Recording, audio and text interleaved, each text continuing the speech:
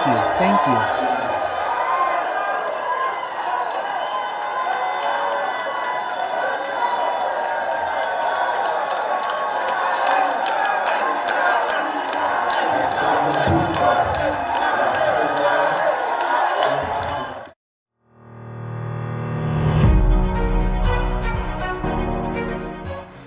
Good morning, comrades. Good morning, dear brothers and sisters, and welcome home. This morning, I wanted to thank you from the bottom of my heart.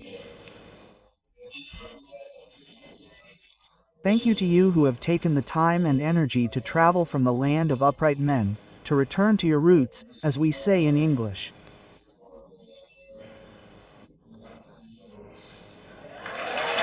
Thank you for coming.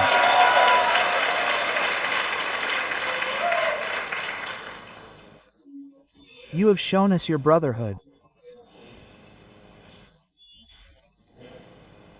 You have honored us, and I pray that God will continue to bless you all, to give you the health and strength necessary to continue to return to your roots.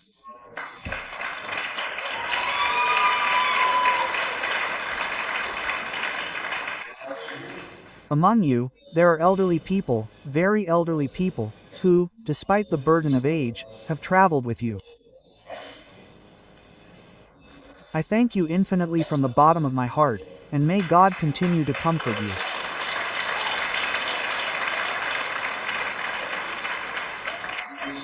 I have been following your stay with your brothers from start to finish.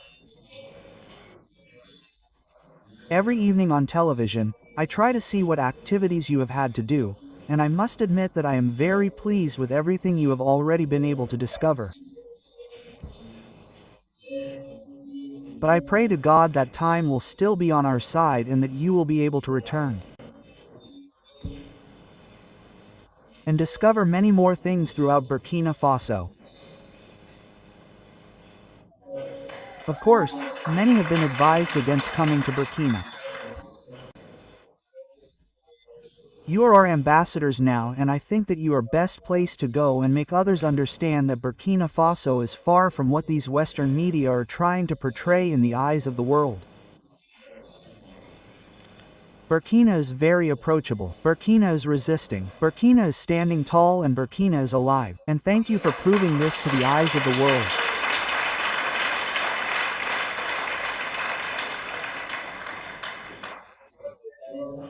I also salute you for your determination to want to support us in our fight, and therefore to want to support your brothers and sisters here in Burkina Faso by investing in all possible areas. I spoke with the Prime Minister yesterday about the permanent resident card. Of course, we had set conditions for acquiring the card, but also other financial conditions, but we have decided to lift the financial condition for you so that you do not acquire it.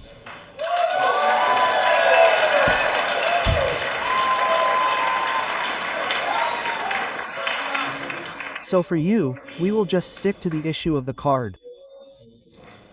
In all other circumstances, you will be examined.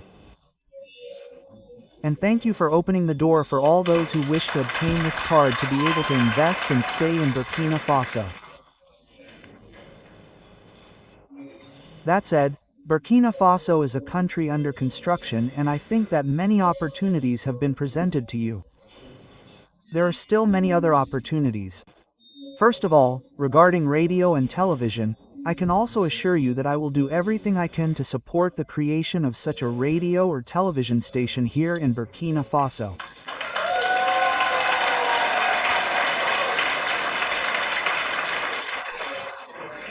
Because communication is a weapon and no one can tell our story better than ourselves.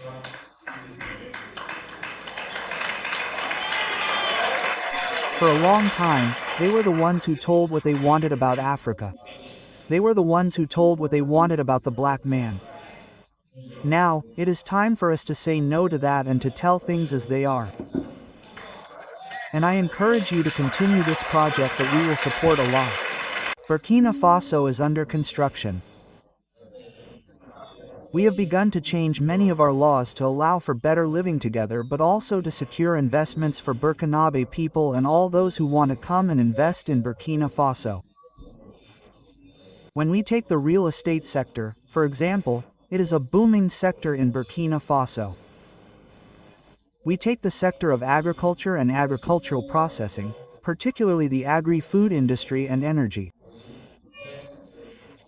In short, there are many sectors that are open and we need the brains of our brothers to come and build.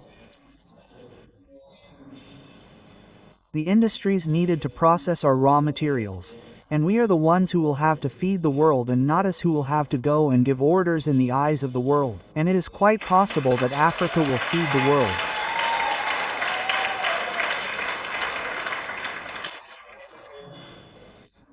And so I invite you to think about it, to come together perhaps. But I assure you that we will support you so that you can invest in key sectors in Burkina Faso that can benefit you and all your brothers here. And that is the very essence of our fight.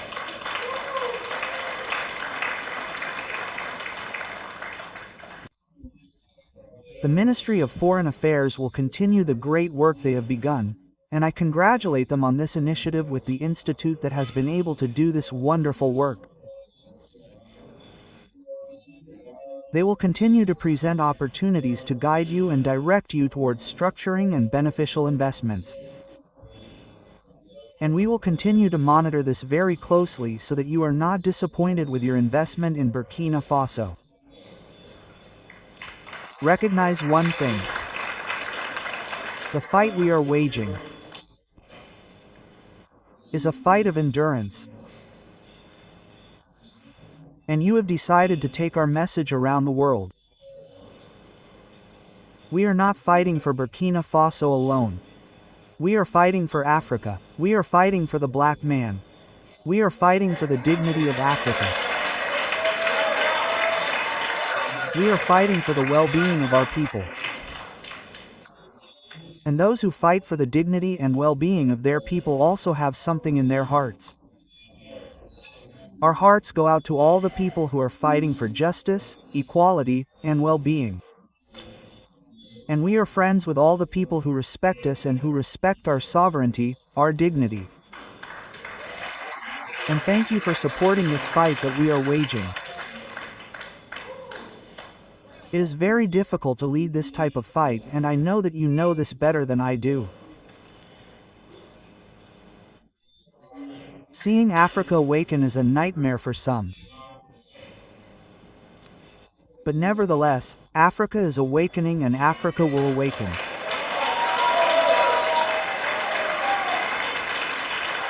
We will not be complicit in their desire to see Africa as the reality of what they have thought and said about Africa, in particular a land of slaves, a cursed land. We will not be complicit and support them so that what they think is true. We will tell them that Africa is a continent of hope, a combative continent, and Africa is a continent of the future, and we will fight for that.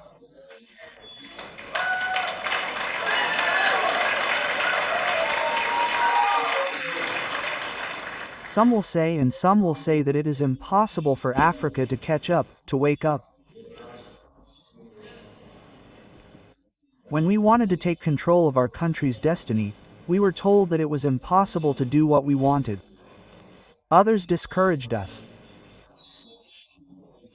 They always gave examples of African heroes who were killed to tell us that these heroes tried but could not, to make us understand that it was a lost cause for our struggle. But we said that impossible is not African. If impossible was African, our grandparents, our ancestors suffered a lot. There is no other people in the world who suffered like Africans. No people can claim to be able to survive after all the trials that black people have endured. We remember that it was colonization, slavery, and Arab Muslim conquests. Here, Africans have experienced all sorts of humiliations, all sorts of treatments aimed at exterminating us. They wanted to eliminate the black fast because they were the brave ones that they always took, killed, and deported. So Africans are the most resilient in the history of humanity because we have resisted all possible barbarities.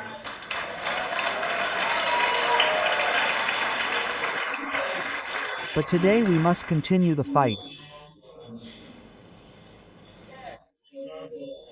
And that is why I thank you again for this fight that you are leading, because the continent is still suffering. Look at what is happening in Sudan. They are exterminating our black brothers. Look at what is happening in the Congo. Look at what they are doing in the Sahel. Everywhere, they are manipulating blacks so that we kill each other. They send weapons and we continue to kill each other. This has to stop, and it is quite possible. And the first weapon that we can use, that you can use, is communication. It is to explain to blacks where they come from and who they are and where they can go. And it is quite possible, and I congratulate you. I encourage you in this fight.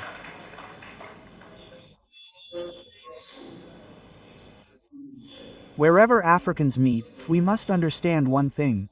United, we can go far, and we must succeed in uniting in one way or another.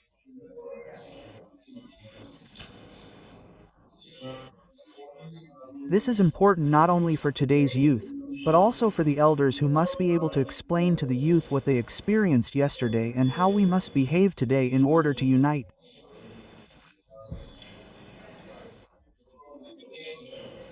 And I am counting on everyone to continue this fight wherever they are, because we are being fought today by imperialism, which is trying by all means to make us disappear, but also by our own brothers. Some are the followers of imperialism, but others also for their own interests. Personally, I would say that there are many African heads of state who do not like me. There are many who do not appreciate me. Perhaps because they are jealous.